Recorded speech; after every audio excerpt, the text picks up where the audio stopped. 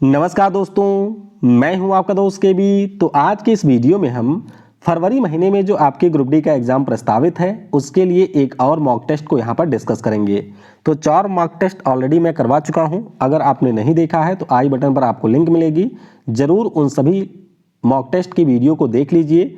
तो इस वीडियो में भी हम लोग ग्रुप डी के जो आपके प्रश्न पूछे गए थे 2018 में उसके साइंस और जीके के प्रश्नों को डिस्कस करेंगे और उस समय जो आपके करंट अफेयर के प्रश्न पूछे गए थे उन्हीं प्रश्नों के आधार पर हम लोग यहाँ पर नए प्रश्नों को भी करेंगे डिस्कस।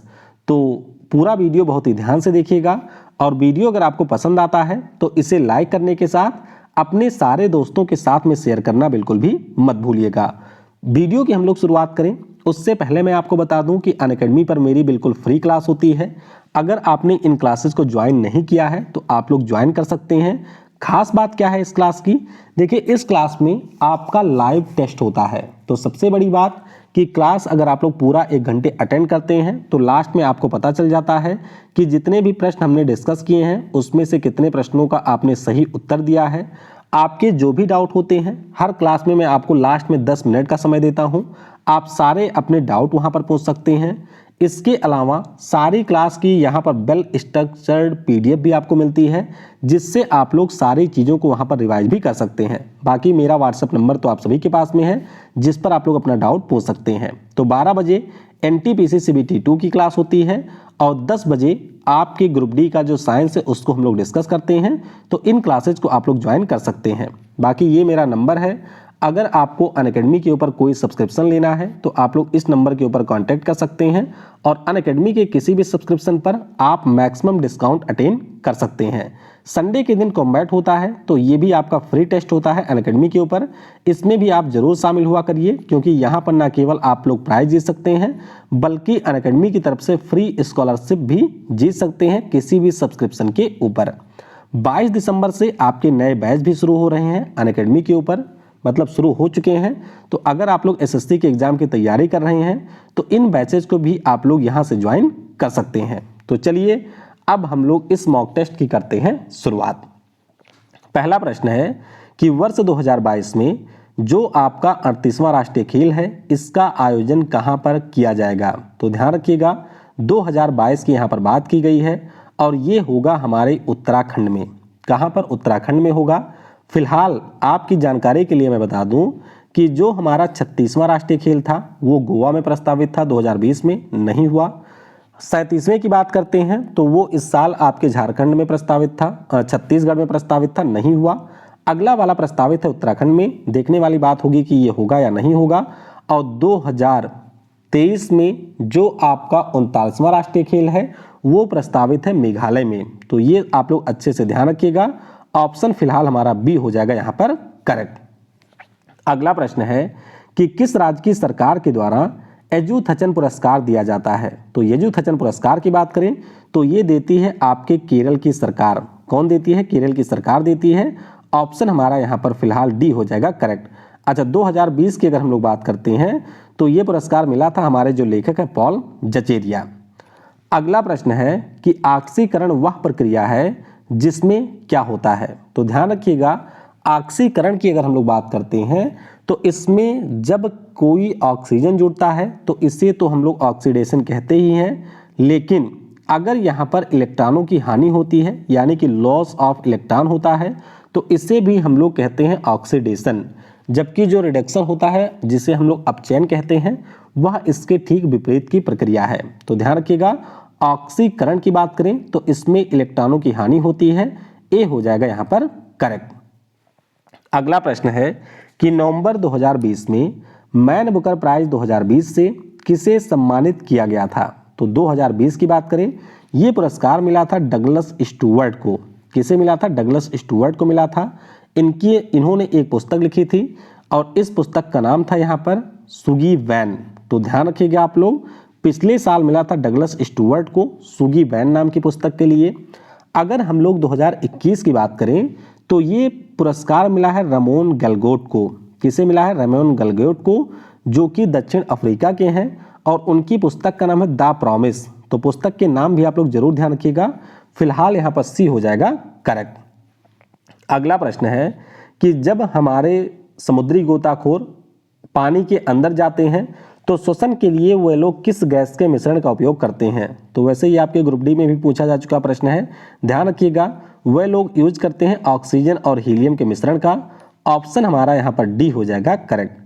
अच्छा, अब सवाल ये उठता है कि भैया ऑक्सीजन तो समझ में आता है कि सांस में जरूरी होता है, हीलियम ये लोग काहे को ले जाते हैं। तो हीलियम मुख्य रूप से आपके ऑक्सीजन के साथ में जब मिला होता है तो उस स्थिति में क्या होता है कि जो हमारा ऑक्सीजन है वो आपके हाई प्रेशर पर आपके शरीर में घुलने लगता है। तो इस प्रकार से जो हमारा हीलियम होता है वह ऑक्सीजन को आपके शरीर में घुलने से रोकता है और इसीलिए ऑक्सीजन और हीलियम के मिश्रण का यूज होता है। तो डी हो जाएगा यहाँ पर करेक्ट। अगला प्रश्न है कि रिकेट्स और रतौंधी नाम के जो डिसीज हैं वह डैश डैश व डैश डैश की कमी के कारण होते हैं। तो रिकेट्स की अगर हम लोग बात करें तो ये विटामिन डी की कमी के कारण होता है। वहीं पर रतौंधी की बात करें तो ये होता है विटामिन ए की कमी के कारण। फिलहाल ऑप्शन सी हो जाएगा यहाँ पर करेक्ट। तो ये देख सकते हैं कौन कौन सी बीमारियां होती हैं किस विटामिन की कमी के कारण। अगला प्रश्न है कि जो हमारे पीरियोडिक टेबल का पहला एलिमेंट है यानी कि हाइड्रोजन है, इसके कितने समस्थानिक होते हैं। तो हाइड्रोजन की अगर हम लोग बात करें तो इसके टोटल 3 समस्थानिक होते हैं। कौन कौन सा, एक आपका प्रोटियम हो गया, एक आपका ड्यूटेरियम हो गया और एक होता है ट्राइटियम। प्रोटियम का मतलब होता है 1H1, ड्यूटेरियम का मतलब होता है 1H2 या इसे हम लोग डी से भी रिप्रेजेंट करते हैं, और ट्राइटियम आपका 1H3 होता है जो कि होता है रेडियो एक्टिव। तो ऑप्शन सी हो जाएगा यहाँ पर करेक्ट। अगला प्रश्न है कि रासायनिक रूप से जो गन्ने की शर्करा होती है इसमें आपको क्या देखने को मिलेगा। तो गन्ने की अगर हम लोग शर्करा की बात करें तो इसमें आपको मिलता है सुक्रोज। क्या होता है, सुक्रोज इसमें मिलेगा। ऑप्शन फिलहाल हमारा सी हो जाएगा करेक्ट। अच्छा, सुक्रोज की बात करें तो ये किससे मिलकर के बना होता है, तो ये आपके ग्लूकोज और फ्रक्टोज से मिलकर के बना होता है। ऑप्शन हमारा सी हो जाएगा फिलहाल करेक्ट। अगला प्रश्न है कि जो हमारा सेंदाई फ्रेमवर्क कन्वेंशन है ये किससे संबंधित है। तो सेंदाई फ्रेमवर्क कन्वेंशन की बात करें तो ये आपके डिजास्टर रिडक्शन से संबंधित है। सेंदाई आपके जापान में एक शहर है जहां पर ये समझौता किया गया था, मतलब इस फ्रेमवर्क को हस्ताक्षरित किया गया था और ये डिजास्टर रिडक्शन से संबंधित है। तो ऑप्शन बी हो जाएगा फिलहाल करेक्ट। अगले प्रश्न में पूछा जा रहा है कि वनस्पति घी के औद्योगिक उत्पादन की प्रक्रिया में क्या आपका शामिल है। तो सिंपल सा प्रश्न है, अगर हम लोग वनस्पति घी के औद्योगिक उत्पादन की बात करते हैं तो इसमें आपका शामिल होता है रिडक्शन, जिसे हम लोग अपचयन कहते हैं। तो ऑप्शन हमारा यहाँ पर फिलहाल बी हो जाएगा करेक्ट। आपको ये पता होना चाहिए कि इसमें हम लोग उत्प्रेरक के रूप में निकल का यूज करते हैं जो कि ग्रुप डी में ऑलरेडी पूछा जा चुका है। और अगर हम लोग बात करते हैं निकल की तो इस उत्प्रेरक की खोज की थी वर्जिलियस महोदय ने। तो ध्यान रखेंगे ऑप्शन बी हो जाएगा फिलहाल करेक्ट। अगला प्रश्न है कि सितंबर 2020 में पीएम नरेंद्र मोदी ने पत्रिका गेट का उद्घाटन कहां पर किया था। तो पत्रिका गेट की बात करें तो इसका उद्घाटन किया गया था जयपुर में। कहां पर, जो राजस्थान की राजधानी है जयपुर, वहां पर इसका उद्घाटन हुआ था। तो ऑप्शन फिलहाल डी हो जाएगा हमारा करेक्ट। अगला प्रश्न है कि अमोनिया के सृजन में काम में आने वाली गैसेज आपकी कौन सी हैं। तो अगर हमको अमोनिया को बनाना है तो इसके लिए आपकी 2 मुख्य रूप से गैसेज यूज होती हैं।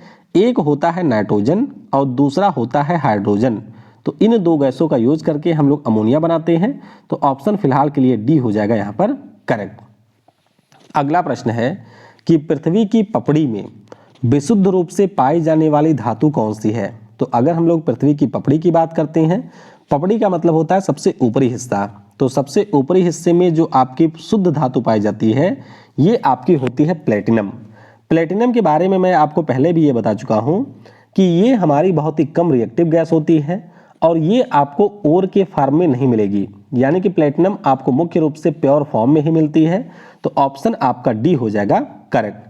हालांकि अगर आपसे परीक्षा में कभी गलती से ये पूछ लिया जाए कि जो पपड़ी होती है इसमें सबसे ज़्यादा कौन सी मेटल मिलती है, तो आपका उत्तर होना चाहिए एल्यूमिनियम। एल्यूमिनियम आपके पृथ्वी पर सबसे ज़्यादा मात्रा में पाई जाने वाली धातु है। तो यहाँ पर फिलहाल ऑप्शन डी होगा करेक्ट। अगला प्रश्न है कि वायु में नाइट्रोजन का क्या महत्व है। तो ध्यान रखिएगा, अगर हम लोग बात करते हैं हवा की तो इसमें नाइट्रोजन का यही महत्व होता है कि ये आपके ऑक्सीजन को डायल्यूट करती है। क्योंकि अगर आपके वायु में नाइट्रोजन नहीं होगा तो इस स्थिति में क्या होगा कि जो हमारी प्योर ऑक्सीजन होती है ये बहुत ही जल्दी कर लेगी दूसरे के साथ में रिएक्शन। तो इसीलिए जब इसमें कुछ अशुद्धि के रूप में नाइट्रोजन मिली होती है तो ये आपके ऑक्सीजन को डाइल्यूट करती है और इसलिए जो इसकी क्रियाशीलता है वो आपकी हो जाती है कम। तो ऑप्शन बी होगा फिलहाल करेक्ट। अगला प्रश्न है कि रासायनिक तौर पर हीरा क्या है। तो अगर हम लोग हीरे की बात करते हैं, आप सभी को पता होना चाहिए कि ये कार्बन का एक एलोट्रॉप है, तो आप कह सकते हैं कि ये हमारा होता है शुद्ध कार्बन। तो ऑप्शन बी हो जाएगा यहाँ पर करेक्ट। अगला प्रश्न है कि लोहे की वस्तुओं में जो आपका जंग लगता है, जिसे हम लोग गांव में मोर्चा कहते हैं, तो ये मोर्चा आपका क्या बनने से लग जाता है। तो देखिए, अगर हम लोग मोर्चे की बात करें तो अगर हमारा प्योर लोहा है तो ये आपके जल यानी कि जो नमी होती है आपके एटमॉस्फेयर में और ऑक्सीजन के साथ में अपक्रिया करता है और ये फेरस और फेरिक हाइड्रोक्साइड का मिश्रण बना लेता है। तो ऑप्शन यहाँ पर बी हो जाएगा करेक्ट। ये देख सकते हैं कि कुछ इस प्रकार से ये फेरक और फेरिक ऑक्साइड का मिश्रण बनाता है। तो ऑप्शन फिलहाल के लिए बी होगा यहाँ पर करेक्ट। अगला प्रश्न है कि सितंबर 2020 में एशियन डेवलपमेंट बैंक के कार्यकारी निदेशक के रूप में किसे नियुक्त किया गया। तो अगर हम लोग बात करते हैं कार्यकारी निदेशक कौन बना है, तो इनका नाम है यहाँ पर समीर खरे। क्या नाम है? समीर खरे इनका नाम है। ऑप्शन आपका फिलहाल के लिए ए हो जाएगा करेक्ट। अगला प्रश्न है कि वायु में जो विभिन्न गैसें होती हैं इनका अनुपात क्या होता है। देखिए, आपने वैसे तो ये पढ़ा होगा कि हमारा जो एटमॉस्फेयर है इसमें आपको सबसे ज़्यादा नाइट्रोजन मिलती है, लगभग 78% के आसपास। 21% इसमें होता है आपका ऑक्सीजन। लेकिन अगर हम लोग यहाँ पर इन गैसों के अनुपात की बात करते हैं तो ये आपके पृथ्वी पर रीजन के अनुसार वैरी करते हैं, यानी कि जो पूरा अनुपात है वो तो हमेशा फिक्स रहेगा। लेकिन अगर हम लोग किसी एक पार्टिकुलर लोकेशन की बात करें तो ऐसा जरूरी नहीं है कि वहाँ पर भी आपको यही रेशियो देखने को मिलेगा। तो ऑप्शन हमारा यहाँ पर सी हो जाएगा फिलहाल करेक्ट। अगला प्रश्न है कि इनमें से कौन सा सही क्रम है, यानी कि जो आपके फूलों में पूरा मतलब रिप्रोडक्शन होता है उसकी प्रक्रिया का कौन सा सही क्रम है। तो ध्यान रखिएगा, सबसे पहले होता है आपका पॉलिनेशन। ठीक है, पहले परागण होता है, क्योंकि जो पुंकेसर होता है यहाँ से जो परागकण होते हैं ये उड़ करके जाते हैं स्टिग्मा पर, फीमेल वाले पार्ट पर। फिर उसके बाद में निषेचन होता है, क्योंकि ये जो परागकण होते हैं ये अंदर आते हैं ओवरी में और यहाँ पर निषेचन होता है ओवम के साथ में मिल करके। और फिर हम बात करते हैं तो निषेचन के बाद में बीज निर्माण होता है। तो बीज एक बार आपका बन गया, यानी कि फल में बीज बनेगा।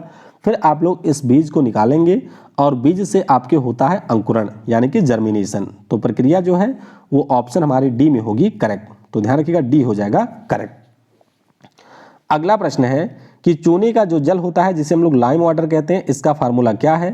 तो भैया देखिए, अगर आपसे खड़िया चूना पूछा जाए तो ये होता है CaO, कैल्शियम ऑक्साइड इसे हम लोग कहते हैं। जब इसको आप लोग पानी के साथ में रिएक्शन करा लेते हैं, आपने गांव वगैरह में देखा होगा, जब घर में हम लोग पुताई करते हैं तो ऐसे बड़ा बड़ा मतलब चूना लाते हैं, उसमें पानी डाल देते हैं, तो आपने देखा होगा बहुत ही तेज़ी के साथ में वहाँ पर बुलबुले छूटते हैं, चूना बिल्कुल उबलने लगता है और ऐसे गर्म होता है जैसे उसको हमने आग पर रखा हुआ हो। तो आग पे जैसे रखा हुआ आपको प्रतीत होता है और उबलने के बाद में यहाँ पर बन जाता है ये कैल्शियम हाइड्रोक्साइड। ठीक है, तो फार्मूला उसका ये हो जाता है CaOH का होल ट्वाइस, ये फार्मूला होता है और यही हमारा होता है लाइम वाटर। तो ऑप्शन आपका यहाँ पर बी होगा करेक्ट। अगला प्रश्न है कि Indo American chamber of commerce के द्वारा पिछले साल किस उद्यमी को लाइफ टाइम अचीवमेंट पुरस्कार से सम्मानित किया गया, यानी कि बात हो रही है 2020 की, और ये पुरस्कार मिला था हमारे भारत के जो रतन हैं यानी कि रतन टाटा जी को। ऑप्शन यहाँ पर बी हो जाएगा फिलहाल करेक्ट। अगला प्रश्न है कि निम्न में से कौन सा अनुच्छेद है जो कि राष्ट्रपति के शपथ से संबंधित है। तो अगर हम लोग राष्ट्रपति की शपथ की बात करते हैं तो ये हमारा अनुच्छेद है यहाँ पर एक मिनट रुकिएगा,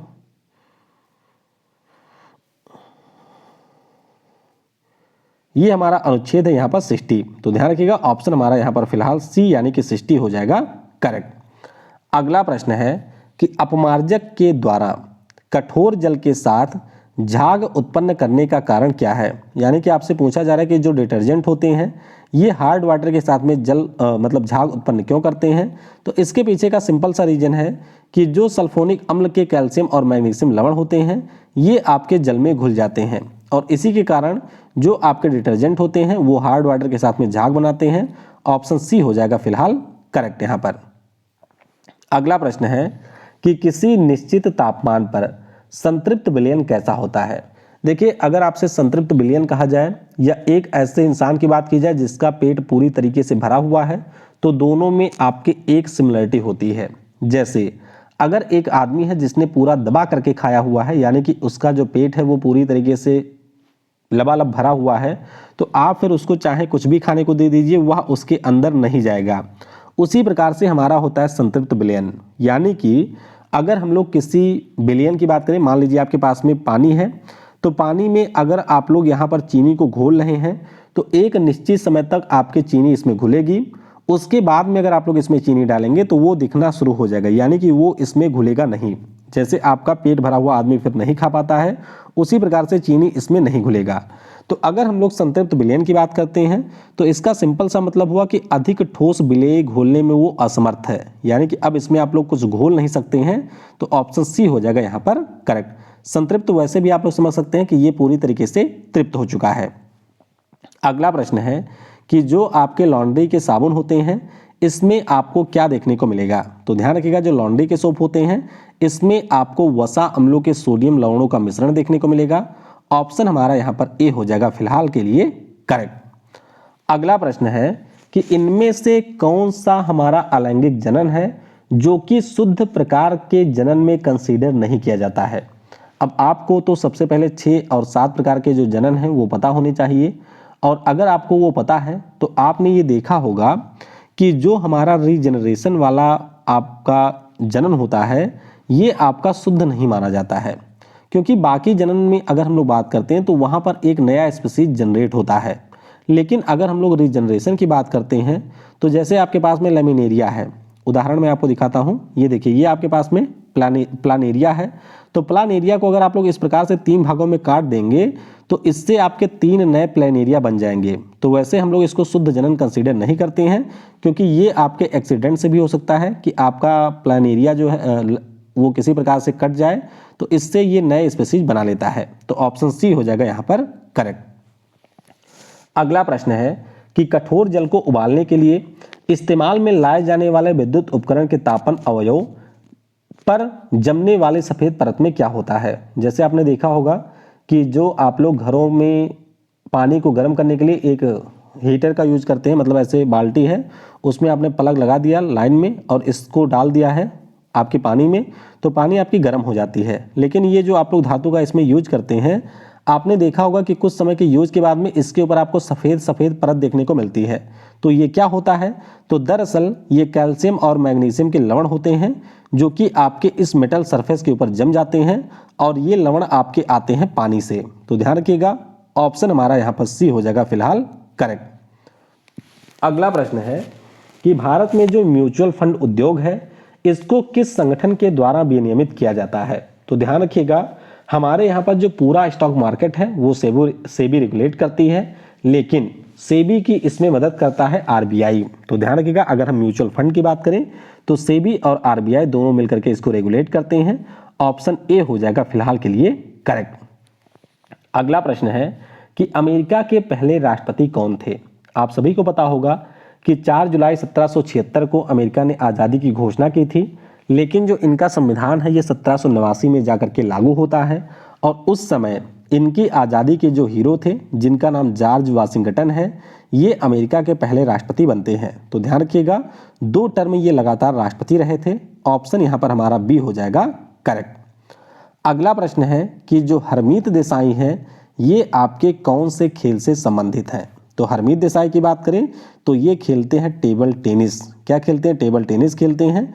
ऑप्शन यहाँ पर डी हो जाएगा करेक्ट। अच्छा, कुछ प्रमुख टेबल टेनिस खिलाड़ियों की बात करें तो ध्यान रखिएगा, शरद कमल अचंता हैं, मनिका बत्रा हैं जो कि खेल रत्न प्राप्त करने वाली पहली टेबल टेनिस खिलाड़ी हैं, जी साथियान हैं, सुतीर्था मुखर्जी हैं, हरमीत देसाई मैंने आपको बता दिया, मानव ठक्कर हैं। तो ये सारे हमारे टेबल टेनिस के खिलाड़ी हैं। ऑप्शन डी होगा यहाँ पर करेक्ट। अगला प्रश्न है कि निम्नलिखित में से कौन सा विदेशी यात्री अपने संबंधित देश से सही सुमेलित नहीं है। तो अगर आप लोग ध्यान से देखेंगे तो मार्को पोलो इटली से था, इब्न बतूता मोरक्को से था, अल बरूनी उज्बेकिस्तान से था। लेकिन अगर हम लोग पीटर मुंडी की बात करें तो ये चाइना से नहीं थे भैया। नाम से आप लोग समझ सकते हैं कि चाइना का ये तो नहीं होगा। तो पीटर मुंडी थे ब्रिटेन से, तो ऑप्शन यहाँ पर हमारा बी हो जाएगा करेक्ट। अगला प्रश्न है कि जुलाई 2020 में मनुष्य द्वारा सबसे तेज गणना के लिए Guinness book of world record में किसका नाम दर्ज हुआ? तो नाम इनका है शकुंतला देवी। क्या नाम है? शकुंतला देवी इनका नाम है। बहुत ही महत्वपूर्ण प्रश्न है, जरूर ध्यान रखिएगा। ऑप्शन यहाँ पर फिलहाल ए हो जाएगा करेक्ट। अगला प्रश्न है कि पुष्य भूति सल्तनत की जो राजधानी है वो आपको कहाँ पर देखने को मिलेगी? तो पुष्य भूति सल्तनत की बात करते हैं तो इनकी जो कैपिटल है वो आपको मिलेगी अस्नान बिस्वर में। कहाँ पर? अस्थान बिस्वर में इनकी कैपिटल थी। ऑप्शन यहाँ पर बी हो जाएगा करेक्ट। तो 6वीं से 7वीं शताब्दी तक इन्होंने उत्तर भारत के ऊपर शासन किया था। इनकी राजधानी थी हरियाणा में और नाम है इसका अस्थान बिस्वरा। तो ध्यान रखेंगे, ऑप्शन फिलहाल के लिए बी हो जाएगा करेक्ट। अगला प्रश्न है कि निम्नलिखित में से किस देश में दोहरी नागरिकता का प्रावधान है? तो अगर हम लोग ड्यूअल सिटीजनशिप की बात करते हैं तो ये प्रावधान आपको देखने को मिलेगा अमेरिका में। कहाँ पर है? अमेरिका में ये प्रावधान है। तो ऑप्शन हमारा यहाँ पर ए हो जाएगा करेक्ट। अमेरिका के बारे में आपको एक चीज़ जरूर ध्यान रखनी चाहिए कि यहाँ पर जो भी नागरिक होते हैं, एक तो उनको केंद्र सरकार की तरफ से नागरिकता मिलती है और एक नागरिकता उनको मिलती है जो वहाँ के राज्य हैं, यानी कि जिस पार्टिकुलर राज्य में वो निवास करते हैं उसकी भी उनके पास में एक नागरिकता होती है। तो ऑप्शन ए हो जाएगा फिलहाल करेक्ट। अगला प्रश्न है कि किसी तत्व का परमाणु भार ज्ञात करने के लिए निम्नलिखित में से किसके साथ उस तत्व के परमाणु भार की तुलना की जाती है? तो ध्यान रखेंगे, काफी महत्वपूर्ण प्रश्न है। जब हम लोग यहाँ पर तुलना करने की बात करते हैं तो ये किया जाता है कार्बन के साथ। किसके साथ? कार्बन के साथ में। ऑप्शन यहाँ पर बी हो जाएगा फिलहाल के लिए करेक्ट। ये देख सकते हैं कि जब हम लोग बात करते हैं किसी भी प्रकार के एटॉमिक मास के कैलकुलेशन की तो हम लोग तुलना के रूप में यहाँ पर यूज करते हैं कार्बन का। ऑप्शन फिलहाल के लिए बी होगा हमारा करेक्ट। अगला प्रश्न है कि नीली सूजन युक्त सिराएं जो ठीक से बंद ना होने वाले वाल्व से उत्पन्न होती हैं उन्हें आप लोग किस नाम से जानते हैं? तो ध्यान रखिएगा, ऐसी जो हमारे सूजन वाली सिराएं होती हैं इन्हें हम लोग कहते हैं अपस्फीत सिराएं। क्या कहते हैं? अपस्फीत सिराएं कहते हैं, या इन्हें हम लोग वेरिकोस वीन्स के नाम से जानते हैं। ऑप्शन आपका सी हो जाएगा करेक्ट। देखिए कुछ इस प्रकार से आपको ये देखने को मिलता है, जैसे ये हमारा नॉर्मल बीन्स होती हैं, लेकिन जब इस प्रकार से वेरिकोस बीन्स में ये परिवर्तित होने लगती हैं तो इसमें आपको छोटे छोटे निशान देखने को मिलते हैं और लास्ट में जाकर के यानी कि फाइनल स्टेज में आपको कुछ इस प्रकार की चीज़ें देखने को मिलती हैं। तो ट्रॉपिक अल्सर नाम की डिसीज इससे होती है। तो ऑप्शन हमारा यहाँ पर सी हो जाएगा फिलहाल के लिए करेक्ट। अगला प्रश्न है कि निम्न में से कौन 2020 ISSF champion of champion 2002 champion of champion combined air rifle स्पर्धा जीतने वाली पहली भारतीय बनी थी? ये प्रश्न आपके इस साल CHSL में पूछा गया था। तो ध्यान रखिएगा, इनका नाम है अंजलि भागवत। क्या नाम है? अंजलि भागवत। और 2002 में इन्होंने इसको जीता था, पहली भारतीय महिला बनी थी ये। तो ऑप्शन डी हो जाएगा फिलहाल के लिए करेक्ट। अगला प्रश्न है कि जो हमारे एमिनो एसिड होते हैं इनके 4 प्रमुख तत्व कौन से हैं? तो जब हम लोग एमिनो एसिड की बात करते हैं तो इसमें आपको मिल जाएगा कार्बन, हाइड्रोजन, ऑक्सीजन और नाइट्रोजन। तो ये जो आपके बॉडी के 4 प्रमुख हिस्से होते हैं इन्हीं से मिलकर के एमिनो अम्ल बना होता है। तो ऑप्शन डी हो जाएगा फिलहाल के लिए करेक्ट। अगला प्रश्न है कि जब आपके शरीर में डिहाइड्रेशन होता है तो उस दौरान कौन से पदार्थ की कमी होती है? आपको पता होगा कि कई बार जब आपको पसीना आता है और अगर आपने कभी पसीने को टेस्ट किया हो तो उसका स्वाद होता है आपके नमकीन। तो क्या रीजन है इसका? इसका सिंपल सा मतलब है कि जब आपके शरीर से इस प्रकार से पानी निकलता है तो जो आपका पसीना होता है उसमें नमक भी साथ में बाहर आता है, यानी कि डिहाइड्रेशन के दौरान शरीर में नमक की हो जाती है कमी, सोडियम क्लोराइड। ऑप्शन बी होगा यहाँ पर करेक्ट। अगला प्रश्न है कि वर्ष 2020 में G20 सम्मेलन जो है इसका आयोजन किस देश की अध्यक्षता में किया गया? तो 2020 की बात हो रही है, ये हुआ था आपके सऊदी अरब की अध्यक्षता में।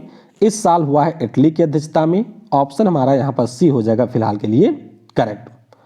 अगला प्रश्न है कि आवर्त सारणी में जो आखिरी तत्व है उसका एटॉमिक नंबर है 118।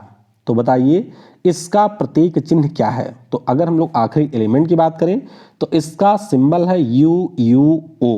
इसे हम लोग अनऑक्टोवियम के नाम से भी जानते हैं और ये हमारे एक प्रकार का अक्रिय गैस का सदस्य है। ऑप्शन यहाँ पर आपका सी हो जाएगा फिलहाल के लिए करेक्ट। तो ऑग्नेशो भी इसका नाम होता है, ध्यान रखिएगा, या अनऑक्टेनियम भी इसे कहते हैं। ऑप्शन हमारा यहाँ पर सी हो जाएगा फिलहाल करेक्ट। अगला प्रश्न है कि जो हमारा सेन वंश रहा था इसकी स्थापना किसने किया था। तो सेन वंश की बात करें, इसकी स्थापना की गई थी सामंत सेन के द्वारा। किसके द्वारा? सामंत सेन इसके पहले शासक थे। ऑप्शन बी हो जाएगा करेक्ट। ये देख सकते हैं ये पूरा सेन एम्पायर था जिसकी स्थापना की गई थी यहाँ पर किसके द्वारा? सामंत सेन के द्वारा, और ये इसके पहले शासक रहे थे। तो ऑप्शन बी हो जाएगा करेक्ट। अगला प्रश्न है कि जो तिरीच मीर पर्वत शिखर है ये आपको किस देश में देखने को मिलेगा। तो तिरीच मीर हमारे हिंदुकुश पर्वत श्रृंखला की सबसे ऊंची चोटी है और ये देखने को मिलेगी पाकिस्तान में। कहाँ पर है? पाकिस्तान में है। तो ऑप्शन यहाँ पर बी हो जाएगा फिलहाल करेक्ट। अगला प्रश्न है कि निम्नलिखित में से किस संस्थान को वर्ष 2020 में सांस्कृतिक विरासत के संरक्षण के लिए यूनेस्को एशिया पैसिफिक पुरस्कार मिला था। तो ये जो पुरस्कार है ये पिछले साल दिया गया था आपके अमर सिंह कॉलेज श्रीनगर को। किसे? अमर सिंह कॉलेज श्रीनगर को मिला था। तो ऑप्शन हमारा यहाँ पर बी हो जाएगा करेक्ट। अगला प्रश्न है कि अंतरराष्ट्रीय टेबल टेनिस फेडरेशन का जो मुख्यालय है वो आपको किस देश में देखने को मिलेगा। तो ध्यान रखिएगा मैंने पूछा है टेबल टेनिस, तो टेबल टेनिस वाला जो है वो आपको मिलेगा स्विट्जरलैंड में। कहाँ पर है? टेबल टेनिस का स्विट्जरलैंड में है। तो ऑप्शन डी हो जाएगा यहाँ पर करेक्ट। ये देख सकते हैं कि जो इंटरनेशनल टेनिस फेडरेशन है इसका हेडक्वार्टर यूके के लंदन में आपको मिलेगा जब हम लोग केवल ITF की बात करते हैं, लेकिन जब हम लोग इंटरनेशनल टेबल टेनिस फेडरेशन की बात करेंगे तो इसका हेडक्वार्टर आपको स्विट्जरलैंड के लोजेन में देखने को मिलेगा। तो कंफ्यूज बिल्कुल मत होइएगा, ऑप्शन हमारा यहाँ पर डी स्विट्जरलैंड का लोजेन हो जाएगा करेक्ट। तो इस प्रकार से हमने 5वें मॉक टेस्ट को भी डिस्कस कर लिया है।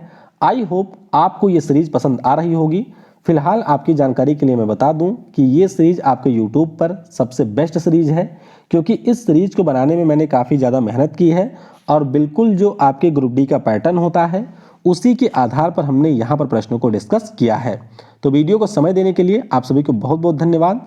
दोस्तों के साथ में वीडियो को शेयर जरूर करिएगा और अगर आपने यहाँ तक वीडियो को देखा है तो कमेंट में जरूर लिखिएगा yes I can do it. Thanks for watching. जय हिंद, जय भारत और सबसे जरूरी, पढ़ेगा भारत तो बढ़ेगा भारत।